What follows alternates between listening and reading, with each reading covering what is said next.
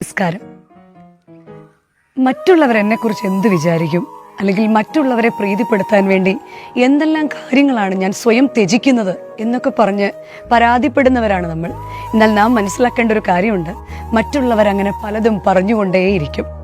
ഒരിക്കൽ ദരിദ്രനായ ഒരു കർഷകന്റെ വീട്. അവിടെ അയാൾക്ക് സ്വന്തമായ ഒരു കുതിരയുണ്ടായിരുന്നു. അദ്ദേഹത്തിന്റെ വീട് വിട്ടി കുതിര ഓടിപ്പോയി. ചുറ്റും കൂടിയ അയൽക്കാരും നാട്ടുകാരും ബന്ധുക്കളും ഒക്കെ അയാളോട് പറഞ്ഞു, ഷോ, ആകെയുള്ളൊരു കുതിരയായിരുന്നു. ഇയാൾ എന്ത് ഭാഗ്യമില്ലാത്തവനാടോ, നിങ്ങളെ വിട്ട് ഈ കുതിര പോയല്ലോ. ദിവസങ്ങൾ കഴിഞ്ഞപ്പോൾ ഈ പോയ കുതിര 3 കാട്ടുകുതിരകളുമായിട്ട് തിരിച്ചു വന്നു. 3 കാട്ടുകുതിരകളുമായി തന്റെ കുതിര തിരിച്ചു വന്ന ആ സന്തോഷത്തിൽ അയാൾ നിൽക്കുമ്പോൾ ചുറ്റും വന്നവർ പറഞ്ഞു, ഇയാൾ എന്തൊരു ഭാഗ്യവാനാടോ, 1 നഷ്ടപ്പെട്ടു എന്ന് ഞങ്ങൾ വിചാരിച്ചപ്പോൾ ഇതാ സ്വന്തമായി 4. ഭാഗ്യം ചെയ്താൽ ഇയാളെ പോലെ ആയിരിക്കണം. അദ്ദേഹം അപ്പോഴും ഒരു മറുപടിയും പറഞ്ഞില്ല. അദ്ദേഹത്തിന്റെ മകൻ ഒരു കാട്ടുകുതിരയുടെ മുകളിൽ കയറി കുതിര സവാരിക്ക് പോയി. കാട്ടുകുതിരയാണേ, മെരുങ്ങാത്ത കുതിരയാണേ.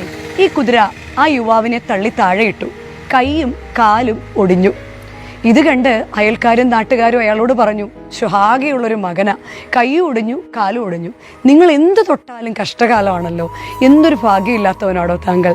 ആ സമയത്താണ് രാജ്യത്ത് ഒരു യുദ്ധത്തിന് ആഹ്വാനമുണ്ടായത്. ഭടന്മാർ ഓരോ വീടുകളിലും കയറി യുവാക്കന്മാരെ നിർബന്ധപൂർവ്വം പിടിച്ചുകൊണ്ടുപോയി. അങ്ങനെ ഈ കർഷകന്റെ വീട്ടിലും ഭടന്മാർ വന്നു. എന്നാൽ അവർ കണ്ടത് കൈയും കാലും ഒടിഞ്ഞു കിടക്കുന്ന യുവാവിനെയാണ്. അവനെ ഉപേക്ഷിച്ചിട്ട് അവർ നടന്നു പോകുകയും ചെയ്തു. ചുറ്റുമുണ്ടായിരുന്നവരും നാട്ടുകാരും സങ്കടത്തിലിരിക്കുമ്പോഴും ഇയാളെ നോക്കി പറഞ്ഞു, താനാണോടോ യഥാർത്ഥത്തിൽ ഭാഗ്യവാൻ. ഞങ്ങളുടെ എല്ലാം മക്കളെ പിടിച്ചുകൊണ്ട് പോയപ്പോഴും കൈയും കാലും ഒടിഞ്ഞിട്ടാണെങ്കിലും തൻ്റെ മകൻ വീട്ടിലുണ്ടല്ലോ എന്ന്.